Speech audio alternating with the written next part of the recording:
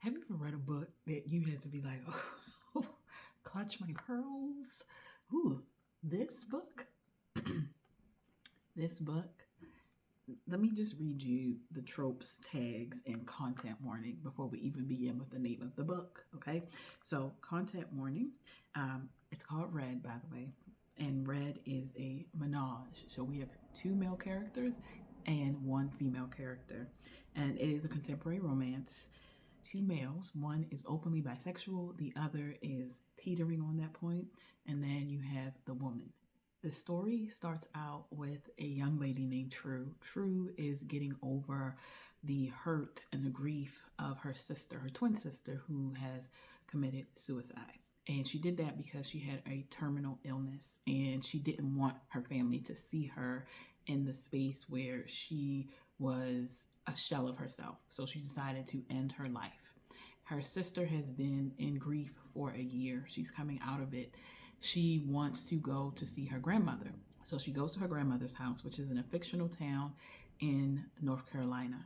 While there, she meets up with these two guys. So in this fictional town in North Carolina called Bliss, her grandparents have a home, and not only do they have a home, they have a cabin, and that cabin actually was left to her by her aunt. And she's in her house. This is a cabin where it's bare bones, just the essentials: bed, table, light, electricity, kitchen. That's it. No TV, no Wi-Fi, no nothing. So she's taking a shower and she looks up and she sees something come at her. So she grabs her towel, leaves the water on, and runs out of her house. When she runs out of her house, she runs to the next door neighbor's house. Again, the next door neighbors, there are two men that are living there. One, again, is openly bisexual. The other one is a straight man, but they have been friends for almost 20 years. And so she runs to their house and he is stupefied, right?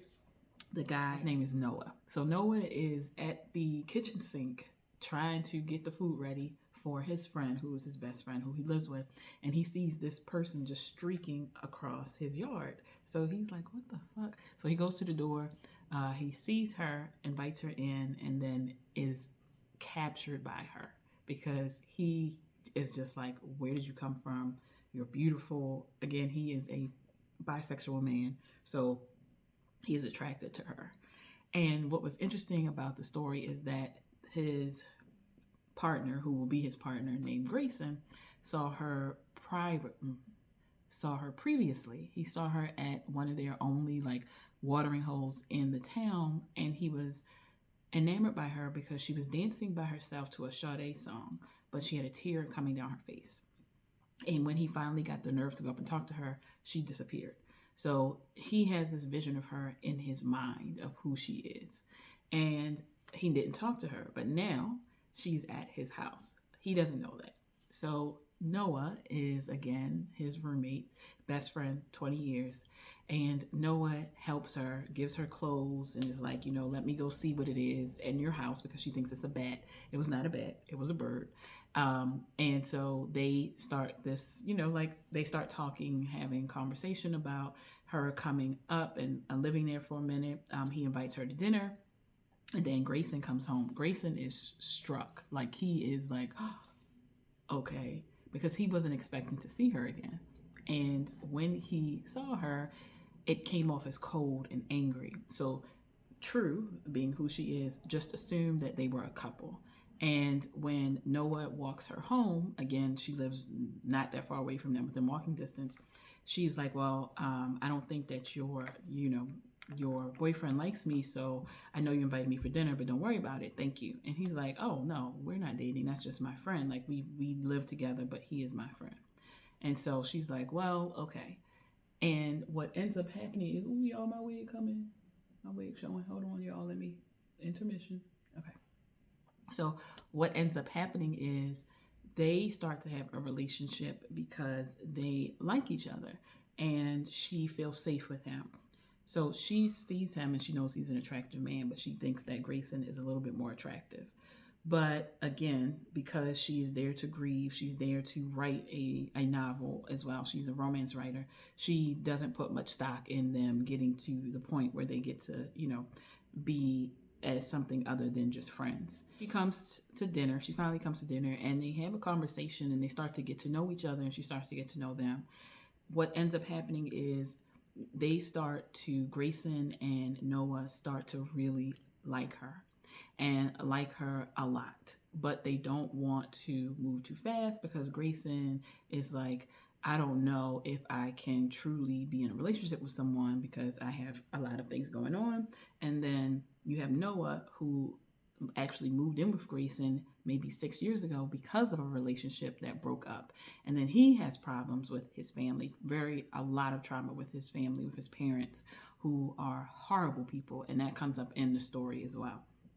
So what was interesting about this is that True, her name is True St. John, comes from a family who has two fathers, and then there's her mother.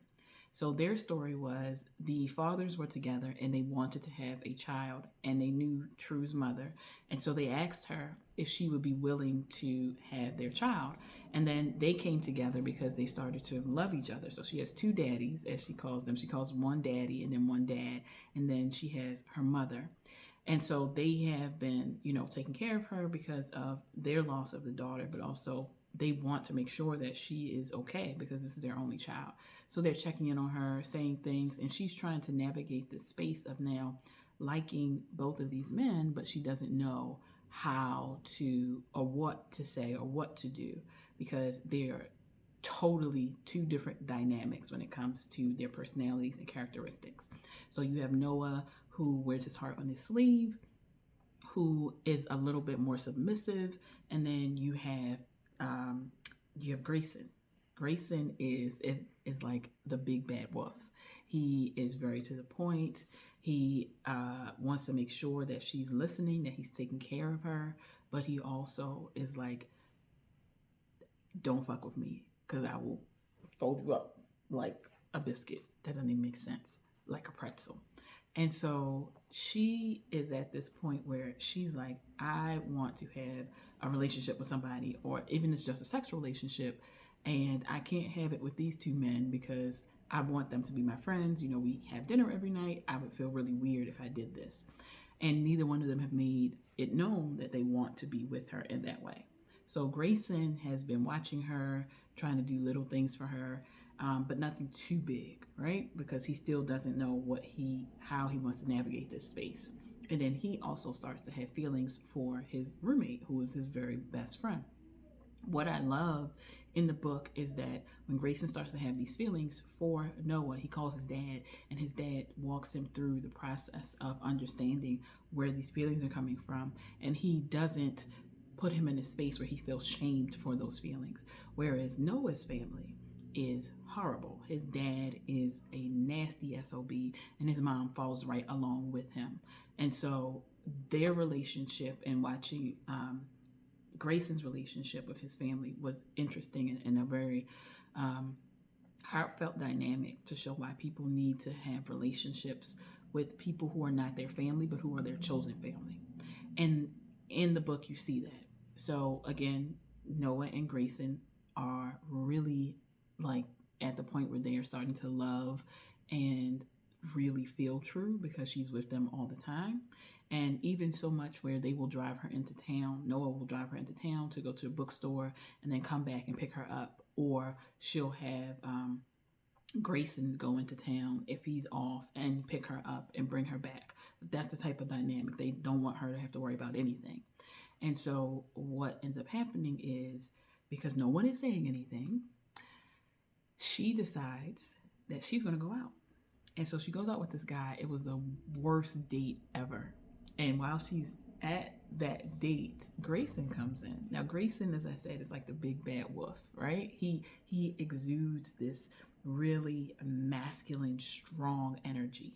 And so when he comes in, he sees her in the date, and he's looking at the date. The date looks horrible. First of all, the date is not using his own name. He looks like he just came from a swap meet with Crocs on and a I think that was a suit that was like too big. It was a mess. But she stays anyway. Side note, if that happens to you and you're on a date and the person looks crazy, like disheveled, and they don't have an explanation, you need to leave. Don't wait. Don't get a drink, don't do anything. But anyway, so that's what happened. And the date goes to the bathroom and he sends her text message and was like, like, what are you doing here? And so she comes up to him because she sees that he's at the bar and they have a little, a little one-on-one time. And he's like, why are you here? Whatever you need to get it from me. You should not be here with somebody else. I have what you need. Ask me. And I was like, come on. Energy.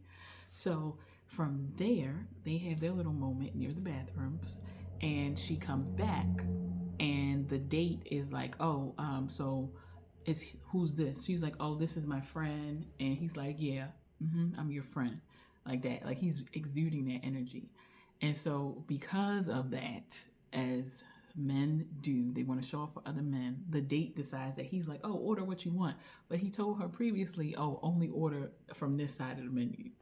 And of course, his card gets declined. So it was a whole mess. And so she gets pissed. She's mad because she's like, Grayson took me into this space where I know he wants me, and now I don't know how to deal with these feelings. I don't know what this is. So she runs. She runs to her grandmother's house, and then she stays there for a little bit. Noah is concerned because, again, he hasn't spoken to her. He just knows that she's not answering his calls. They have a group chat together, everything. And what ends up happening is they go to like this fall festival. She's there to help her grandmother sell produce. And at the fall festival, she sees Noah, and Noah comes up to her, and he is like, oh my God, where have you been? I haven't seen you in like 2 days. Grayson said he saw you, and that was the last time I spoke to you. Like, are you okay? What's happening? Like, his energy is more of, I want to take care of you. I want to make sure you're safe. And Grayson's energy is, get on your knees. Clock that. And so from there, she realizes that, she wants both of them, but she doesn't know how to say it because she feels like if I say I want both of you, someone is going to lose. Yet they're like, you don't have to choose. And Grayson is of the mindset like, if you had to choose anybody, it would be Noah because we have been together for so long. Like, this is my friend who now he feels like he's something more than a friend. Of course, he doesn't tell Noah at first, but then they have a moment where they're kissing, and Noah is like, what just happened? Like, what just happened? And so he's like, Grayson is like, I've been feeling these feelings, and I don't know why I'm feeling these feelings, but I want to explore what these feelings are with you.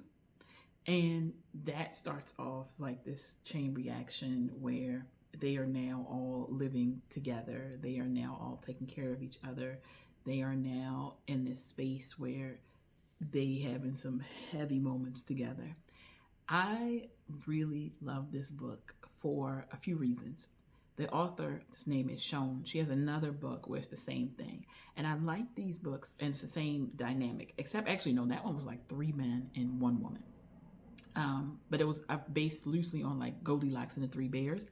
This is based loosely on Little Red Riding Hood because Grayson calls her Red. And there's a sequence in here where she wants to be chased in the woods. It was real like, I might just try this. Okay. But anyway, I like this book because of the dynamics when it comes to how this can work in a polyamory. I think that's the name of it in my mind. Relationship. They are taking care of each other. They love each other. They respect each other. They respect each other's boundaries. But she also has a dynamic in here where you have Grayson, who is more of like a very dominant personality, and then you have Noah, who is not as dominant. So she in turn becomes like the dominant one between those two, between her and Noah. And to see that in a book was really nice because I was like, okay, you usually don't see that. Like, you rarely will see the female presenting character as the dominant in these type of books. So I really appreciate these authors that are exploring the different relationship dynamics in a way that is a beautiful reflection of what Black people are. Like, we're not all a monolith. So these stories will show you what this can be like and what this is. So I appreciated that a lot. Happy New Year. Stay tuned because I got another one that is similar to this by another author who I just found, and her books are, oh my goodness, the dialogue, I love it. It's hella black, hella black. But definitely check out this book. It is on Kindle Unlimited. Make sure you like and subscribe, and comment if you read it. Let me know what you think. Definitely, definitely.